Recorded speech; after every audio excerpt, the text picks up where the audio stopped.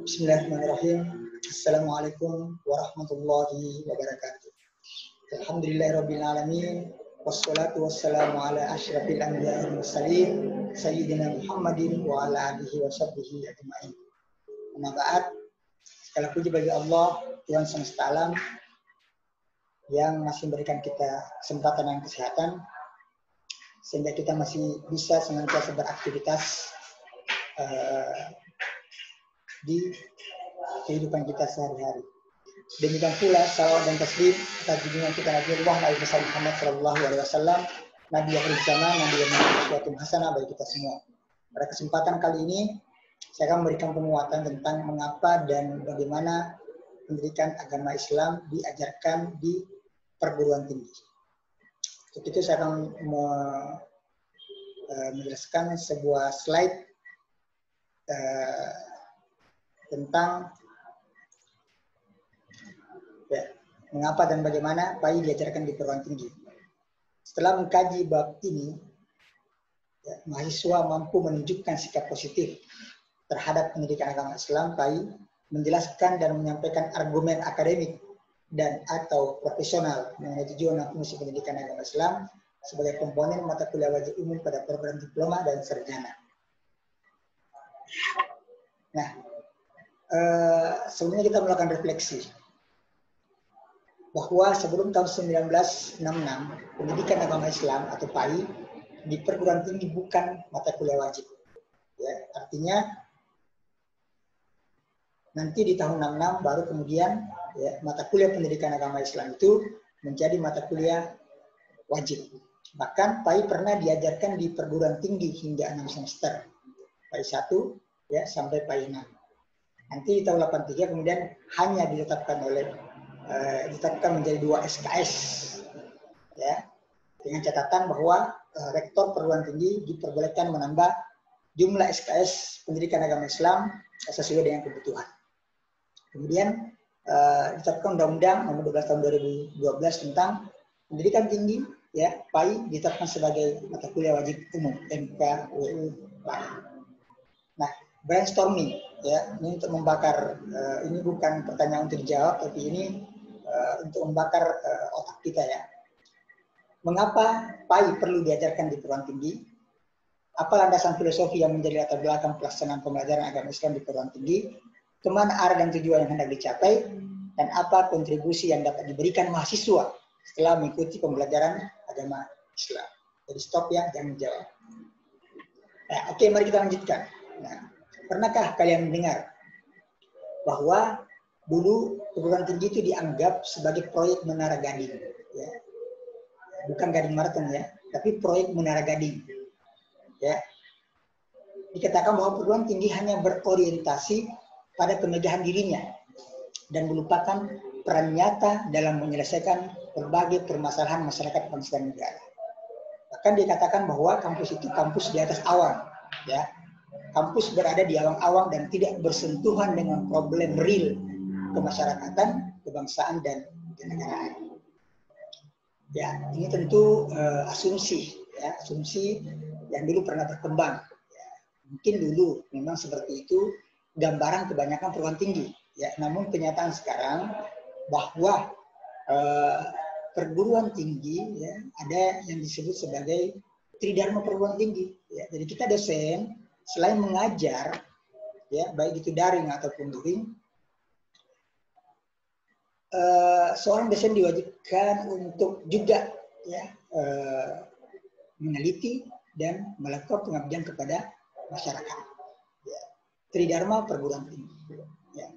Itulah sebabnya kita senantiasa diwajibkan untuk meneliti, ya, dan yang juga diwajibkan untuk mengabdi kepada masyarakat.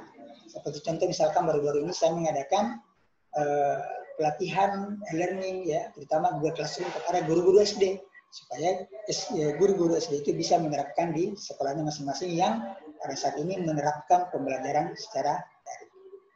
Ya. Itu salah satu hal yang sesungguhnya bisa mengatakan asumsi ini. Tapi apapun itu, ini adalah asumsi yang pernah berkembang di masyarakat kita. Nah, selanjutnya, bila sinyalan yang tersebut benar, berarti itu dan mahasiswa memang harus berbenah. Dan itu kita terus berbenah, ya. karena ya, perubahan di masyarakat memang berlangsung lebih cepat daripada perubahan yang terjadi di dalam perguruan tinggi. Nah, kemudian lulusan perguruan tinggi tidak seluruhnya dapat menghayati dinamika perubahan di dalam masyarakatnya. Mahasiswa sebagai inti masyarakat akademik di kampus harus memahami problematika tersebut, ya, sehingga menjadi alumnus yang memiliki kontribusi positif bagi masyarakat, bangsa, dan negaranya. Kemudian ada sebuah jejak pendapat tentang perlukah ya pembelajaran agama Islam itu di kampus. Nah, ada yang berpendapat bahwa perlu. Nah, karena negara dalam hal ini perguruan tinggi wajib ya menurut mereka menjaga keberagaman para warganya, termasuk menjaga keberagaman para mahasiswa yang sedang belajar di perguruan tinggi. Namun ada juga yang menganggap tidak perlu, ya, agama itu adalah urusan pribadi, ya, keluarga dan institusi keagamaan seperti masjid, pesantren, dan organisasi keagamaan. Ya. Negara tidak perlu ikut campur dalam urusan agama. Nah, kalau ini ditanyakan ke Anda, ya, pandangan tokoh mana yang Anda setujui, ya, nah, cukup jawab dalam hati, ya. Intinya ada dua pendapat tersebut.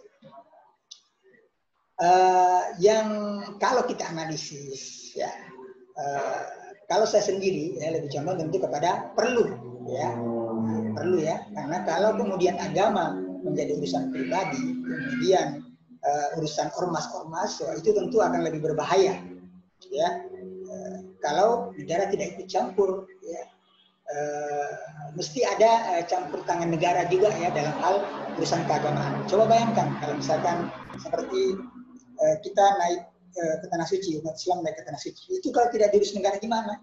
Ya masa mau urus sendiri, urus visa sendiri, urus paspor sendiri, ya berangkat sendiri, sewa pesawat sendiri, itu kan rumit, ya. Begitu pula masjid, pesantren dan lain sebagainya, itu mestinya ada campur tangan negara dalam hal tersebut. Tapi itu terserah pendapat Anda. Selanjutnya, kita akan menggali landasan pentingnya PAI di perguruan tinggi. Ya, ada beberapa landasan. Yang pertama, ya, landasan psikologis. Ya. Landasan psikologisnya adalah bahwa manusia adalah makhluk teogenetis atau teis, ya, bukan ateis, dan butuh kepada Tuhan, terutama ketika dirinya diuji dengan himpitan hidup yang sangat berat. Makanya saya selalu katakan bahwa manusia itu seluruhnya, siapapun Anda, siapapun kita, semua sama, ya, bahwa dalam diri kita ada unsur humanitas dan unsur divinitas, ada unsur kemanusiaan dan ada unsur ketuhanan. Di mana unsur ketuhanannya? Ya, kalau diibaratkan seperti contoh misalkan laptop, komputer, ya kan, kemudian smartphone yang Anda selalu mainkan, ya, itu ada hardware dan ada software. Dan tubuh kita ini adalah hardware, dan di dalam tubuh kita itu ada softwarenya Tuhan, ada unsur divinitas. Di mana itu? Ya, coba perhatikan ketika Allah berfirman, "Wa nafakhtu fihi min ruhi," dan aku tiupkan di dalamnya rohku, kata Allah, bagian dari roh. Jadi kita di dalam diri kita ada unsur ketuhanan. Ruh itu adalah unsur ketuhanan, dan itulah sesungguhnya yang membuat kita hidup. Ya. Coba kalau jasad kita sudah tidak berruh, ya, ruh keluar dari jasad kita, jasad manusia, maka jasad kita hanya seonggok tulang dan daging yang tidak berguna, tidak bisa bergerak dan tidak hidup lagi, mati. Jadi intinya bahwa manusia selalu punya kesadaran akan hal tersebut, bahwa kita butuh kepada Tuhan. Manusia butuh kepada Tuhan karena manusia selalu terbatasi oleh sesuatu. Ada sesuatu yang tidak bisa dia lakukan, ya kan? Sehingga kemudian butuh kepada Tuhan. Ya, tidak namanya. Apalagi ketika manusia berada dalam situasi yang terhimpit hidupnya, misalkan, ya, punya masalah, nah, itulah saat-saatnya mencari Tuhan, ya, di keheningan malam dan sebagainya. Itu adalah landasan psikologis. Kemudian PAI berperan menyadarkan mahasiswa agar selalu butuh dengan Tuhan. Semoga ya pembelajaran kita itu betul-betul bisa mengantarkan Anda semua bahwa kita itu butuh Tuhan, mahasiswa butuh Tuhan ya, seluruh manusia butuh Tuhan. Nah kemudian terjadinya konversi agama, ini juga alasan psikologis, mengindikasikan bahwa manusia selalu kembali kepada Tuhan dan selalu mencari agama, mazhab dan ajaran yang benar. Coba perhatikan konversi agama yang terjadi kepada Nabi Ibrahim, ya sejarah pencarian Tuhan terbesar yang pernah dilakukan oleh manusia. Ketika Nabi Ibrahim melihat bintang, oh inilah Tuhan saya, ya, karena ini indah, bagus, bersinar dan banyak. Tapi ketika bintang-bintang itu tidak ada, hilang, maka Nabi Ibrahim berkata, tidak mungkin ini Tuhan. Tidak mungkin dia hilang kalau dia Tuhan. Nah kemudian muncullah bulan. Ya. Nabi Ibrahim kemudian berkata, saat itu belum jadi Nabi, inilah Tuhan saya. Karena ini lebih besar, lebih indah. Sinarnya lebih terang. Tapi apa yang terjadi ketika bulan itu pergi, ya, kemudian Nabi Ibrahim berkata, ini pasti bukan Tuhan. Nah ketika di pagi hari dia melihat matahari yang begitu besar, sinar yang menyinari seluruh alam ini, Nabi Ibrahim pun yang berseru, oh inilah Tuhanku, ini lebih besar cahayanya dan lain sebagainya. Tapi apa yang terjadi ketika malam tiba, matahari tidak ada, maka kemudian Nabi Ibrahim mengatakan, kalau Allah tidak menunjuki saya, maka saya pasti akan menjadi orang yang tersesat. Sebagaimana kaumnya saat itu menyembah berhala. Bahkan ayah Nabi Ibrahim sendiri juga adalah pembuat patung berhala yang disembah oleh kaumnya saat itu. Ya, jadi itu ya, ada kesadaran, adanya konversi agama. Kemudian setelah itu, tahulah kita bahwa Nabi Ibrahim disebut sebagai bapak monoteisme. Karena beliau dalam pencarian tersebutlah kemudian beliau menemukan bahwa Tuhan adalah Tuhan yang menciptakan segala benda-benda yang tadi dia katakan Tuhan. Ya, atau kemudian baca juga konversi agama terjadi kepada Umar bin Khattab ya, ketika beliau masih beragama musyrik ya, menyembah berhala, kemudian terkonversi menjadi muslim ya ketika beliau mendatangi adiknya dan membaca surat Taha. Nah, itu coba dipelajari, ditelah kembali. Kemudian Pai berperan menyajikan informasi yang jelas dan benar tentang agama. Insya Allah saya akan menyajikan informasi yang jelas dan benar ya, karena saya bukan bermazhab macam-macam ya, saya akan menjelaskan agama sesuai dengan keyakinan saya, dan insya Allah itu moderat. Nah kemudian tidak adanya pembelajaran Pai di ulang tinggi akan mengakibatkan kesadaran ruhani, spirit keagamaan mahasiswa menjadi kering, ya, dan bisa membawa mahasiswa masuk ke dalam kehidupan tanpa motivasi. Dan itu berbahaya. Oke, kemudian alasan sosial budaya. Pada momen-momen sakral dalam alur kehidupan masyarakat Muslim di Indonesia selalu ada ikatan kultur agama, budaya, dan sosial yang unik. Ya, ada namanya tradisi selamatan, tahlilan, pengajian, tasakuran, dan lain-lain. Meskipun akhir-akhir ini banyak kemudian yang menganggap dan mengkritisi hal tersebut bahwa itu adalah bid'ah dan sebagainya. Padahal ini kalau ditelusuri, kenapa ada tradisi-tradisi seperti itu muncul atau bahkan masih bertahan sampai sekarang, itu karena ya, ulama-ulama kita dulu dalam mengembangkan atau dalam menyiarkan ajaran Islam itu berkompromi dengan budaya lokal, ya, local wisdom. Ya, bayangkan kalau misalkan seorang ulama yang menyebarkan Islam di suatu daerah, itu ada kebudayaan yang berkembang yang bertentangan dengan ajaran Islam yang dia tahu, kemudian langsung menjudge masalah tersebut bahwa Anda kafir, Anda musyrik, dan sebagainya, apakah mungkin kemudian Islam itu bisa berkembang seperti sekarang? Ya. Jadi intinya adalah tradisi-tradisi itu dipelihara atau kemudian dibiarkan oleh para ulama kita, tapi kemudian dimasukkanlah unsur-unsur keislaman supaya orang-orang yang tertarik memeluk Islam dan berangsur-angsur kemudian bisa ditarik untuk berislam secara benar. Meskipun tradisi itu tetap ada, tapi intinya bahwa niat untuk melakukan itu bukanlah untuk kemusyrikan, bukan untuk menyembah selain Allah Subhanahu wa taala. Jadi tergantung daripada niat. Kemudian dalam hal ini maka pembelajaran Pai di perguruan tinggi mutlak diperlukan untuk menjaga tradisi-tradisi baik tersebut agar dapat lestari dan bersama-sama ikut memajukan kultur dan syarat dengan nilai-nilai keagamaan dalam masyarakat. Jadi tradisi-tradisi baik itu tetap perlu dipelihara, ya, yang memang bahwa niatnya bukan untuk musyrik, bukan untuk menyembah selain Allah, tapi semata-mata untuk kebaikan, untuk kemaslahatan, ya, dan lain sebagainya. Terlebih lagi saat ini kultur tersebut mulai melemah akibat arus westernisasi yang kuat, ya, arus barat yang kuat, apalagi di zaman teknologi yang seperti ini ya, begitu mudah kita mendapatkan informasi-informasi dari luar. Nah, selanjutnya masih landasan soal budaya, bahwa pada dekade 90-an ya, dakwah Islam itu terlihat masif ya, bergerak cepat dan banyak. Ya, bahkan sekarang kita begitu gampangnya untuk bisa menyaksikan dakwah-dakwah Islam ya, apapun yang kita mau tonton tentang Islam, kita tinggal ketikkan di YouTube, itu sudah ada videonya. Tapi tetap berhati-hati ya, bahwa tidak semua apa yang disampaikan itu mesti kita telan mentah-mentah ya. Kita harus kritisi ya, kita harus melihat dari segala cara pandang atau paradigma yang atau sudut pandang yang banyak ya, tidak hanya dari sudut pandang. Tidak tiba-tiba misalkan satu orang mengatakan hal tersebut, kemudian itu yang kita pegang kuat-kuat, dan kemudian kita menyalahkan orang yang tidak sepaham dengan kita, nah itu yang tidak benar. Nah, kemudian perubahan ini bermula dari revolusi pembelajaran agama melalui tutorial agama di kampus. Ya, itu ada ya, ada namanya pesantren kilat, kemudian berdirinya lebih banyak masjid-masjid, pembudayaan jilbab, berdirinya sekolah-sekolah Islam berkelas ya, sekarang begitu banyak sekolah Islam berkelas ya, serta membludaknya jamaah haji yang setiap tahun.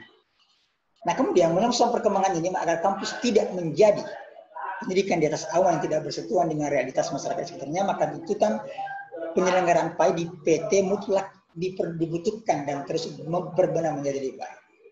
Oke, kita ke landasan historis ya. Secara historis bangsa Indonesia memiliki dua sistem pendidikan, yakni pesantren dan sekolah.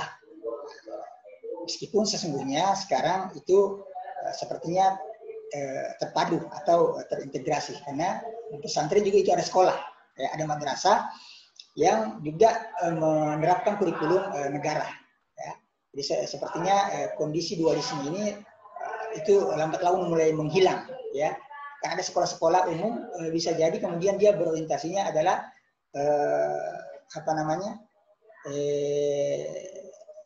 ada yang mungkin menghafal ya, ada dan lain sebagainya, tahfiz dan sebagainya. Dan intinya bahwa dua sistem ini, dualisme ini dulu memang ada, tapi sekarang lambat laun sudah mulai terintegrasi. Nah, kemudian mulai dari pengalaman sejarah para kiai memiliki pesantren dan perguruan tinggi dalam lingkungan pesantrennya. Saat Indonesia merdeka, sekolah dan perguruan tinggi kolonial menjadi milik pemerintah atas dasar kekhawatiran terhadap keberagaman dan bangsa. Para ulama kemudian dan tokoh-tokoh pendidik Muslim mengusulkan agar pendidikan agama Islam dijadikan bagian dari kurikulum sekolah dan perguruan tinggi. Selanjutnya, landasan yuridisnya, terutama landasan filosofis itu berpijak kepada Pancasila, terutama sila pertama, yakni ketuhanan yang Maha Esa. Karena kemudian ada pun secara yuridis berpijak kepada ketentuan perundang-undangan yang berlaku. Nah, itu tadi menjawab mengapa PAI diajarkan di perguruan tinggi ya. Ada landasan psikologisnya, ada landasan sosial budayanya, kemudian ada landasan historisnya, dan ada landasan yuridisnya. Oke. Nah, selanjutnya bagaimana PAI itu diajarkan di perguruan tinggi? Nah, ini ada minimal dua metode. Ya, pertama adalah berbasis substansi materi, yang kedua adalah berbasis proses. Nah, yang disebut berbasis substansi materi, ya, artinya menyebutkan materi pendidikan agama secara luas dan mendalam. Ya. Dalam hal ini terdapat 3 pendekatan utama yang dilakukan para pakar pendidikan Islam. Yang pertama adalah pendekatan kajian Al-Quran dan sejarah Islam. Mengkaji Al-Quran berarti mengkaji intisari Al-Quran melalui gagasan-gagasan dan ilmu dari para ulama. Muncullah misalkan ilmu tafsir, ya, mempelajari tentang Al-Quran, ya. Nah, tentu juga termasuk nahwu, saraf itu karena kan itu tentang bahasa yang digunakan dalam Al-Quran. Kemudian pengkajian sejarah Islam, yakni pengkajian tentang perkembangan Islam sejak masa Rasulullah Muhammad SAW, menyampaikan misinya hingga ke masa sekarang. Nah, kalau di perguruan tinggi Islam ya memang seperti ini diajarkan, ya, khusus diajarkan. Ada mata kuliah khusus tafsir, hadis, ya, kemudian sejarah, ya, dan lain sebagainya. Dan bahkan ada fakultasnya tersendiri, ya, ada fakultas adab misalkan, ada fakultas khusus untuk sejarah dan lain sebagainya. Tapi perguruan tinggi umum tentu tidak, ya. Nah, jadi ini substansi materi memang lebih cocoknya kepada perguruan tinggi Islam. Apalagi ya tadi kita sudah ketahui bahwa di perguruan tinggi umum itu ya minimal 2 SKS ya, paling banyak 3 SKS. Nah, yang kedua adalah kajian disiplin ilmu atau isi. Di Indonesia dikenal luas bahwa ajaran Islam terdiri atas 3 disiplin, yaitu akidah, syariat, dan akhlak. Karena ada kemudian fakultas Suluddin, ada fakultas hukum, ada fakultas adat. Oke. Kemudian pendekatan tentang tujuan didatangkannya syariat Islam. Ya, metode pembelajaran PAI didasarkan pada tujuan didatangkannya syariat Islam. Maka syariah menurut Imam Asy-Syatibi ada 5. Yang pertama adalah menjaga agama. Ya, makanya kemudian sholat itu diwajibkan. Ya, jadi salah satu cara untuk menjaga agama ya ibadah. Kapan Anda tidak ibadah itu berarti Anda tidak menjaga agama. Ya, agamanya hilang. Makanya diwajibkan sholat, puasa, zakat dan sebagainya, haji ya. Itu salah satu sebagai upaya untuk menjaga agama. Yang kedua menjaga jiwa. Ya, jiwa dalam Islam begitu ditinggikan ya. Makanya bahkan dikatakan bahwa siapa yang membunuh satu jiwa seperti membunuh seluruh manusia. Begitu pentingnya jiwa dalam Islam. Kemudian menjaga akal, makanya diharamkan hal-hal yang bisa merusak akal. Ya, obat-obatan terlarang, ya, sabu-sabu, ya, hammer dan sebagainya, karena itu bisa merusak otak manusia. Ya, karena kemudian diharamkan hal-hal yang bisa merusak akal. Kemudian menjaga keturunan, makanya disunahkan menikah. Ya, karena kalau tidak ada pernikahan, keturunan bisa terjaga. Ya, satu perempuan yang kalau tidak lewat pernikahan, Anda tahu siapa ayahnya, siapa bapaknya. Nah, ya kan, makanya disunahkanlah pernikahan. Karena dengan pernikahan, adanya lembaga pernikahan, menjadi jelaslah kita keturunan siapa. Ya, bapak saya siapa, mama saya siapa, itu jelas. Bayangkan kalau tidak ada pernikahan, maka tentu kemudian keturunan itu tidak jelas dan tidak terjaga. Dan yang kelima adalah menjaga harta. Ya, dalam Islam tetap ada yang namanya kepemilikan. Ya, tapi diyakini bahwa kepemilikan kita terhadap harta itu hanyalah kepemilikan yang bersifat relatif. Ya, karena pemilik mutlak absolut semua ini harta adalah Allah Subhanahu Wa Taala. Ya, jadi kita semacam hanya dititipi. Makanya kemudian dalam Al-Quran disebutkan fi amwalihim haqqun lis-sa'ili wal mahrum. Ya, dalam harta mereka ada hak orang peminta-minta dan orang miskin. Ya. Di dalam harta kita itu ada bagian untuk orang miskin dan itu mesti kita keluarkan. Karena kalau tidak harta kita masih kotor. Dan kalau kotor, ya tahulah ya, seperti sebuah wadah di rumah kita yang ada air, isinya air kemudian ditetes atau jatuhi seperti tai cicak misalkan, ya maukah kita mandi atau pakai air minum itu air? Tentu tidak, karena itu kotor, itu harus dibersihkan. Harta kita seperti itu, ya harus dibersihkan. Oke, nah, lembar kedua dari terakhir, ya yang kedua adalah berbasis proses. Ya, pembelajaran berbasis proses berarti pembelajaran PAI di perguruan tinggi perlu kaya dengan proses. Ya, mahasiswa tidak perlu dibekali materi keagamaan yang banyak. Tugas utama dosen PAI adalah memberikan keterampilan kepada mahasiswa tentang cara-cara atau pendekatan yang paling tepat untuk memahami dan mengimplementasikan ajaran agama. Itu ada 2 caranya. Ya, yang pertama adalah studi implementasi kaidah 5 atau qawaid al-khams. Ya, ada 5 kaidah yang menjadi dasar atau kaidah ya dalam Islam. Yang pertama adalah al-umuru bima qasidiha. Segala urusan itu tergantung kepada tujuannya.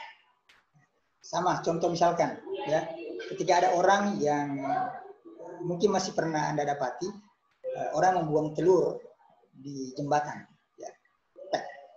Udah lewat, Anda langsung tegur, contoh ya. Bu, Pak, salah itu Pak, itu kafir itu Pak, ya musyrik itu. Nah, coba. Ya. Padahal kita belum tahu apa tujuannya. Ya, kita mesti harus tahu tujuannya.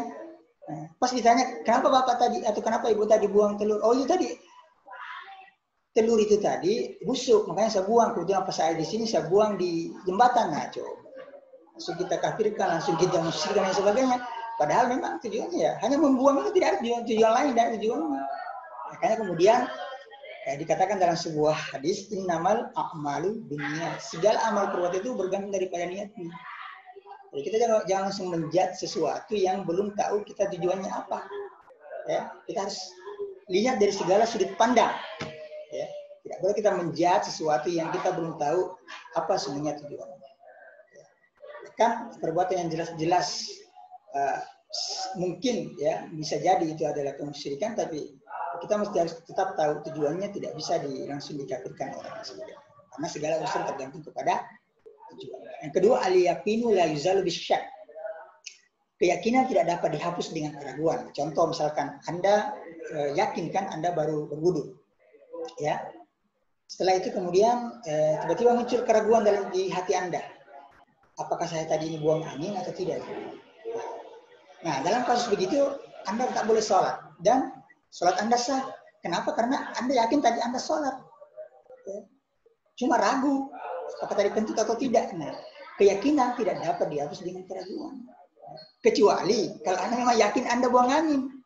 Ya kalau Anda yakin buang angin, berarti Anda harus berwudu lagi baru sholat. Tidak sah sholatnya kalau Anda yakin saya kentut insya, kemudian Anda tetap sholat. Nah, ya. Tapi kalau Anda hanya ragu, berarti keyakinannya adalah itu yang diambil, bahwa Anda yakin bahwa Anda sudah berwudu. Selanjutnya yang ketiga ada al-masyaqqatu tajlibut taisir. Kesukaran itu menarik kemudahan. Jadi ada beberapa kemudahan yang Allah berikan kepada kita. Ya, kalau kita dalam kondisi kesukaran. Contoh misalkan kita dalam perjalanan ya, saya biasa misalkan berjalan dari Parepare ke Makassar, berkendara dari Parepare ke Makassar. Atau dari sebaliknya dari Makassar ke Parepare. Itu kan ketika kita mengalami seperti ya itu disebut ini ya musafir ya, OTW ya, bahasa Bugisnya OTW ya, atau musafir ya, maka ketika itu kita diberikan kemudahan, Allah berikan kita kemudahan untuk bisa menjamak dan mengkasar salat kita ya. Jamak itu dikumpulkan misalkan zuhur 4 rakaat, asar 4 rakaat, kita kumpul jadi satu. Apakah kita laksanakan di waktu zuhur atau kita laksanakan di waktu asar? Masing-masing 4, itu namanya jamak. Tapi kalau kemudian kita hanya melaksanakan sholat zuhur 2 rakaat, sholat asar 2 rakaat, itu namanya menjamak sekaligus mengkasar. Gitu ya. Menjamak, mengumpulkan dalam satu waktu dan memendekkan rakaatnya. Jadi 4 jadi 2. Nah, kalau maghrib bagaimana kalau maghrib dengan isya? Ya, kalau maghrib tentu tidak bisa dikasar. Masa 3 rakaat Anda mau jadikan 1,5? Tidak mungkin, tidak bisa. Ya, 3 rakaat tetap 3 rakaat maghrib. Nah, isyanya itu yang 4 rakaat, itu yang bisa dikasar jadi 2. Jadi maghrib tetap 3, isyanya 2 rakaat. Jadi ya, itu namanya kesukaran itu menarik kemudahan. Yang kedua, yang keempat selanjutnya adalah ad-darar yuzal.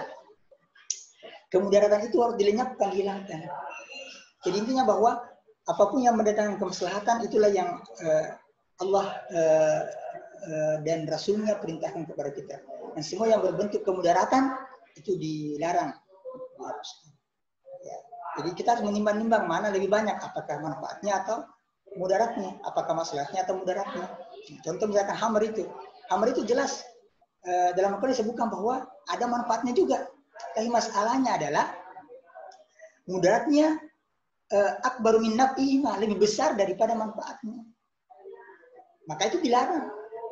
Ya, begitu ya. Jadi harus ditimbang-timbang mana lebih besar mudaratnya atau maslahatnya. Untuk ditinjau dari sisi agama, ya, bukan dari sisi logika aja. Harus dilihat dari segala aspek, ya. Baru kemudian ditetapkan bahwa ini lebih banyak mendatangkan maslahat atau lebih banyak mendatangkan mudarat. Kalau iya lebih banyak mendatangkan mudarat, tinggalkan, hilangkan. Ya, kalau lebih banyak mendatangkan kemaslahatan, maka itu yang dilakukan. Yang selanjutnya adalah ada al-adatu muhakkamah. Adat kebiasaan itu bisa ditetapkan sebagai hukum. Contoh Anda bertamu ke rumah keluarga Anda atau teman Anda, kemudian Anda disuguhkan Anda disuguhkan sesuatu ini ya, makanan ya, kemudian Anda secara adat ya, ketika Anda disuguhkan Anda tidak perlu lagi menunggu dipersilakan oleh tuan rumah, ya kan? Karena secara adat bahwa itu sudah dipersilakan kepada Anda, sudah diberikan. Jadi secara adat silakan. Nah, itu namanya al-adat. Jadi mahasiswa sekalian, demikian penguatan yang bisa saya berikan tentang bagaimana, mengapa dan bagaimana PAI diajarkan di perguruan tinggi. Ya, semoga penjelasan yang ringkas ini ya, bisa menjadi bahan renungan buat kita semua dan bisa menjadi bermanfaat yang lebih luas kepada kita semua. Ya. Demikian, lebih dan kurangnya mohon dimaafkan. Wabillahi taufiq wal hidayah. Wassalamualaikum warahmatullahi wabarakatuh.